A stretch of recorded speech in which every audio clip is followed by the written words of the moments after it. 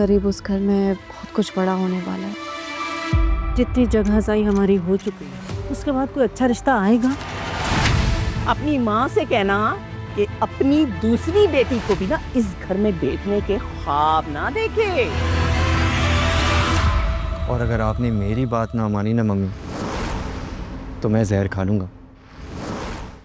मैंने अपने माजी से डरकर जो फैसले अपनी बेटी के लिए लिए, वो शायद उसके लिए थे ही वो, और जिसे वो चाहती थी मैंने उससे दूर कर दिया।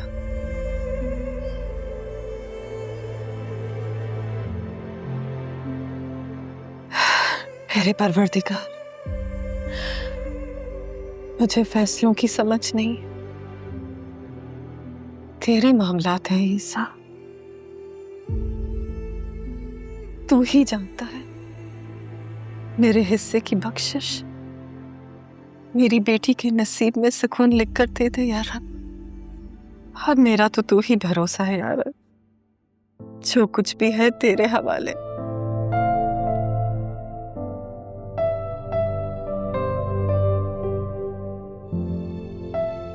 जमीन खाला बिल्कुल ठीक कह रही थी, लेकिन अभी तो मैंने खबर बताई नहीं और आप अभी से ही मसले पे बैठ गए हैं।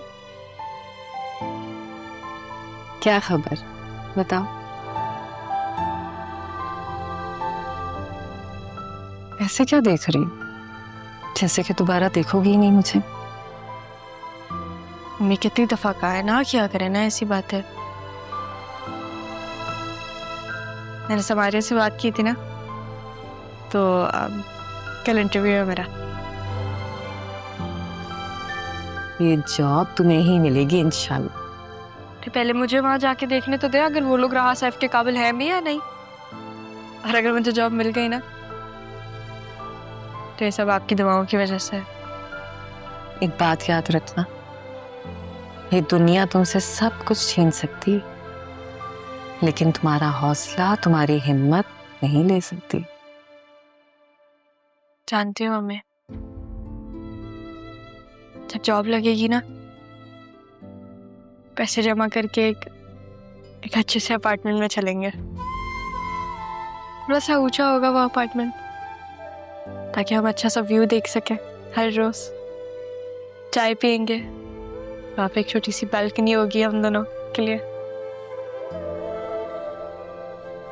रहेंगी ना आप मेरे साथ? रहूंगी। तुम्हारी मुस्कुराहट में, तुम्हारी कामयाबियों में, तुम्हारी हिम्मत में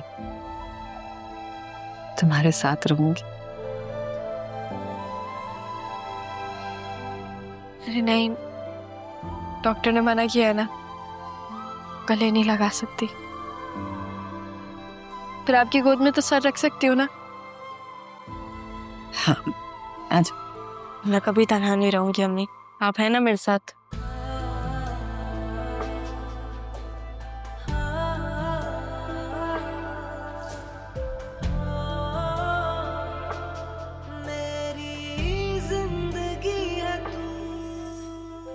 मैंने तुम लोगों से कहा था कि राह को जान से मारना, लेकिन नहीं, वो तो बच गई। और एंड वक्त पर अरमान भी आ गया, उसे लेकर भी चला गया। वो पहुंचा कैसे है वहां पे? रमीज को बोलना वो मुझसे बात करे, उससे पैसे दूंगी।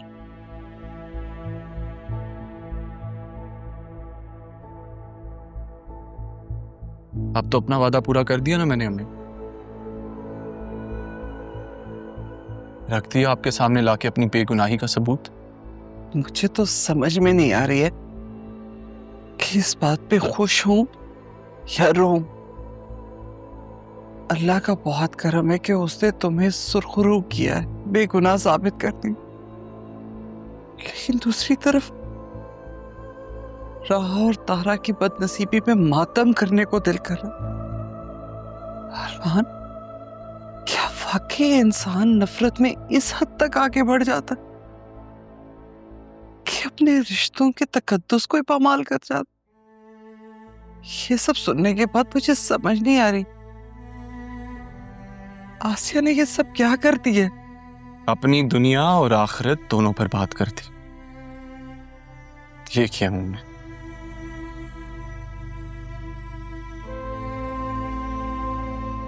लेकिन अब आगे क्या करना है? ये एक सवाल है जहां आके मैं बंद गली में फंस गया।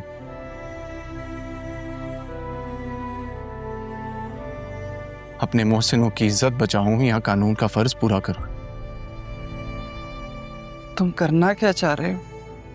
देखो बेटा, ये मत भूलना कि अतीत साहब की तबीयत अभी संभली नहीं है, और ऐसी वैसी कोई हरकत मत करना। तो ये फैसला मुर्शद पे छोड़ दिया।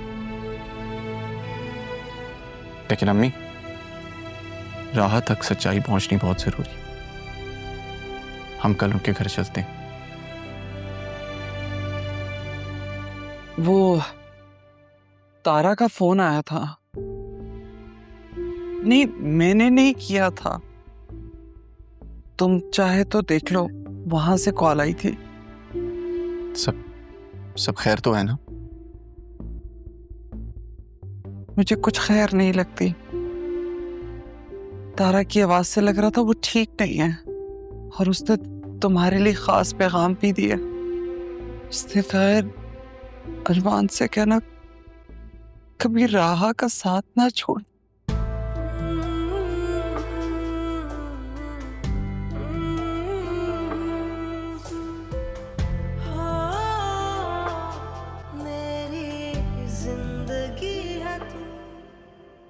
नो जी, आप 10 मिनट में आ रहे हैं? ठीक है, कोशिश करें तो जल्दी आ जाए।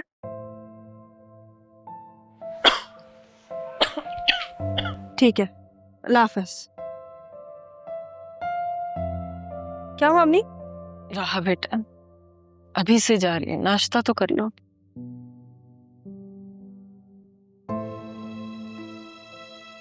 दो वजह है, इसलिए जल्दी जा रही है। क्या वजह? पहली वजह यह है कि नाना जान कहते थे जब पहली दफ़ा किसी मीटिंग में जाओ तो फिर जल्दी जाओ, ताकि आप वहाँ जाके माहौल देख सको और ये देख सको अगर वो लोग अपने वक्त के पाबंद हैं या नहीं। और दूसरी वजह यह है कि ऑफिस यहाँ से दूर है। जल्दी जाऊंगी, जल्दी आऊंगी ना, तब तक अपने आप को मेंटली प्रिपेयर करूंगी। मेरी दुआ है कि तुम बहुत कामयाब हो, ताकि मैं सुकून से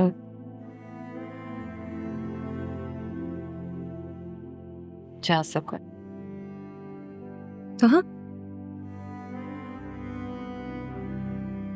थोड़ी देर रुक जाए ना, मैं आ रही हूँ, फिर साथ चलेंगे। नहीं, तुम नहीं जाओ, तुम यहीं रहोगे। तुमने अभी बहुत काम करना। कहाँ जा रही हैं आप? कहीं नाश्ता करके जाए, तुम्हारी कैब आने वाली हो।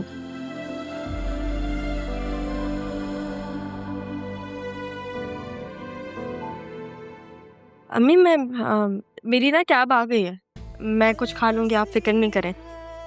मैंने ना समीरा खाला और बीनूश आंटी को मैंने लोकेशन भेज दिया व्हाट्सएप पे। अभी मैं उनको अपनी लाइव लोकेशन भी भेज दूँगी। आप दुआ करेंगी ना?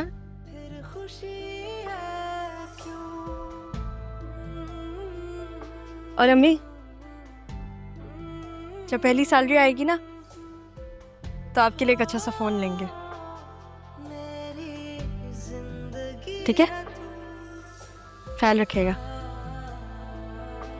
जाने की बातें मत किया करें। मैं बस आ रही हूँ।